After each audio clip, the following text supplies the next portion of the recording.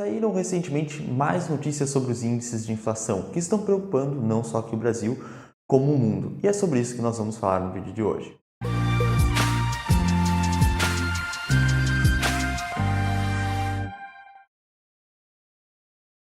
Opa pessoal, meu nome é Felipe Jacques, eu sou assessor de investimentos credenciado pela Ancor e possuo especialização em investimentos Ambima. No vídeo de hoje vamos comentar um pouquinho sobre a inflação, que está pegando bem pesado aqui no Brasil principalmente. A inflação medida pelo IPCA nos últimos 12 meses aqui no Brasil chegou a passar os 2 dígitos e está nos maiores patamares dos últimos tempos. Então, assim, é uma inflação que ela é bem preocupante, porque ela se alia com gargalos de produção ocasionados muito pela questão do lockdown, que diminuiu a oferta de bens e serviços, né? Então, lei de oferta e demanda. Se a oferta de algo cai, a tendência é que o preço suba. Como a economia ela parou por muito tempo, teve essa recessão bem prolongada, então a produção de bens e serviços diminuiu, isso fez o preço subir. Alia-se isso com a alta da gasolina, que veio ganhando força, né, principalmente com essa questão da valorização do dólar. Então, a gasolina mais cara para transportar tudo, arroz, feijão e várias outras coisas importantes para o cotidiano, né? Dentro de transporte, alimentação, setor de logística, tudo é influenciado pela gasolina. Se ela fica mais cara, as empresas repassam esse preço para os consumidores finais. Isso pode gerar inflação. Nós estamos vendo também a questão da crise hídrica, que fez o preço da energia se elevar. A indústria precisa de energia para estar produzindo. Então, se a energia está mais cara, encarece toda a cadeia logística de produção da economia e isso é mais uma pressão inflacionária. E em conjunto com os juros que chegaram a bater as mínimas históricas em 2% ao ano, agora estão subindo, então tudo isso ocasionou o que exatamente? Um aumento da inflação. E a inflação nada mais é do que o aumento geral no nível de preços, né? Esse é o conceito mais usual de inflação, que veio em conjunto com outro conceito, né, de uma escola econômica conhecida como escola austríaca, que seria, eles denominam a inflação como aumento da base monetária, né? Quando a base, a quantidade de dinheiro na economia aumenta a um ritmo superior ao da produção. Então, isso tende a gerar também um aumento geral de preços. Então, o que acontece? Qualquer uma dessas definições leva a gente a uma possível conclusão: a perda do poder de compra da moeda. Ora, se tudo fica mais caro, então eu consigo comprar menos coisas com a mesma quantidade que eu tinha de dinheiro antes. Então eu vou precisar de mais unidades monetárias para comprar a mesma coisa. Então, pessoal, em qualquer ótica, a inflação ela acaba sendo prejudicial por tirar o poder aquisitivo da moeda e das pessoas que utilizam esse dinheiro em um determinado país, né, colocando no contexto atual.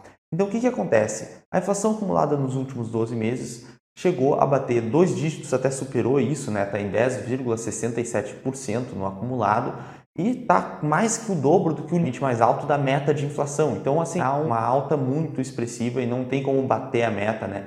E o que acontece? Quando a inflação está alta, o governo tende a aumentar os juros. Para quê? Para tentar conter essa inflação. Então, o Banco Central já sinalizou que, caso os resultados não venham como eles estavam esperando, ou seja, a inflação continuasse subindo a um ritmo elevado, o que eles iam fazer? Eles iam continuar aumentando os juros, poderiam aumentar em até 1,5% já.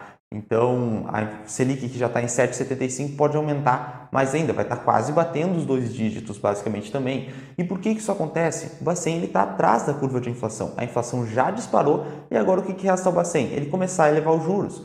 Só que os juros eles estavam muito baixos, então para chegar num nível alto e pelo menos fique positivo, né, o juros real positivo, é complicado. E por isso o Banco Central está atrás da curva. A inflação está subindo aqui, os juros estão aqui ainda, estão tentando subir, mas demora para chegar. Então o Banco Central está num dilema aqui no Brasil. Ou ele antecipa uma recessão mais prolongada, ou ele deixa mais um tempo essa inflação que pode se configurar como irreversível, né? Se ficar muito alta, não é temporária, né? Como vem dizendo por aí. Então seria uma inflação que seria mais duradoura e que poderia retroalimentar esse processo próprio da inflação, de depreciação do câmbio e de aumento de juros. Então é algo bem preocupante. Mas não é só aqui no Brasil essa questão da inflação, ela está pelo mundo todo. Então a gente tem notícias da Europa também, então pela manchete que vocês podem observar ali da zona do euro, a inflação veio preocupando principalmente em alguns países em específico, mas no euro como um todo, nos países que participam da União Europeia e em geral. E não só isso, também tem os Estados Unidos. Então os Estados Unidos reportaram o índice de inflação, o CPI, que é como se fosse o IPCA deles, né? É um índice de inflação ao consumidor, e o CPI ele está no padrão mais alto desde os anos 90, né? Então, desde 1990 não se via um aumento tão grande da inflação. E por que isso também está acontecendo?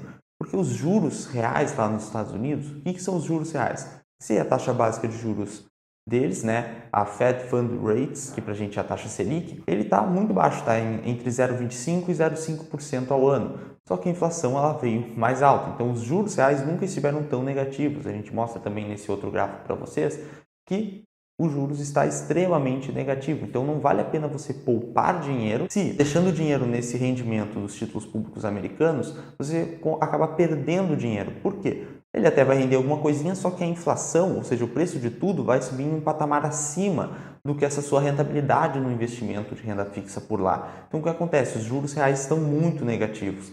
Você acaba não conseguindo fazer a manutenção do seu poder de compra da moeda mesmo investindo. Você perde poder de compra no período mesmo fazendo as aplicações.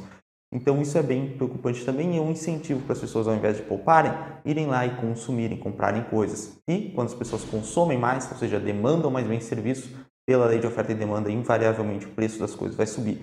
Alia-se isso à pressão da questão energética, alia-se isso também aos gargalos econômicos ocasionados muito pelo período de lockdown que diminuiu a produção de bens e serviços. Então, tudo isso influenciou muito na questão da inflação.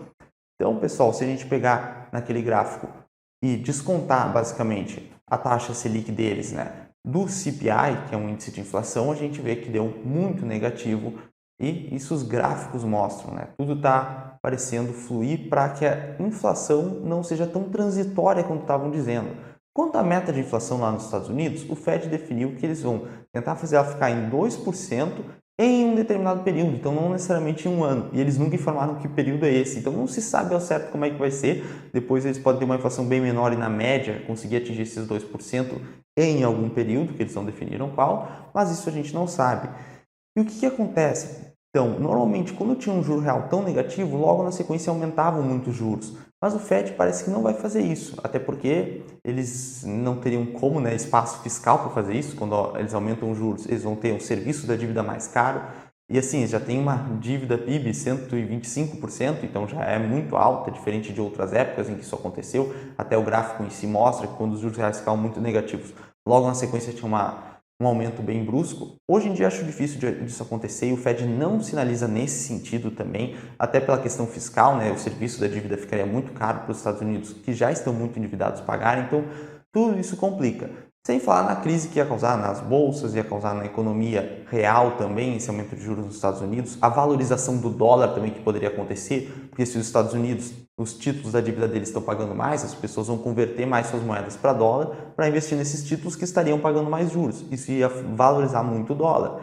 Então, a questão da balança comercial dos Estados Unidos também ia ser bem impactada se o dólar se valorizasse muito. Então, são várias complicações que faz a gente acreditar, sem falar na pressão que o pessoal do Federal Reserve, o Banco Central de lá, recebe para não fazer esse tipo de aumento de juros de forma abrupta. Então, a gente acredita que seria complicado disso acontecer, pelo menos no curto prazo. Mas pelo vídeo de hoje é isso, pessoal. Espero que vocês tenham gostado. Se gostaram, deixem um like, se inscrevam no canal, comentem o que vocês acham sobre essa situação e eu convido vocês a conhecerem os nossos cursos. Nós temos o curso de Bolsa de Valores para Iniciantes, onde nós abordamos esses e outros temas importantes para que você consiga fazer uma análise bacana sobre a Bolsa de Valores e como fazer as melhores aplicações com os menores riscos possível. Então, tentando reduzir o máximo risco e tentando ter uma expectativa de retorno elevada com base nos estudos desse curso. Nós temos o curso de FIIs, Fundos de Investimento Imobiliários, onde nós ensinamos a investir em imóveis de forma diversificada e mesmo você possuindo poucos recursos para isso. Também temos o curso START, de finanças básicas, então ali renda fixa, um pouco de renda variável, ensinando sempre de uma forma didática. O link para os nossos cursos estarão na descrição, espero que vocês tenham gostado e até o próximo vídeo.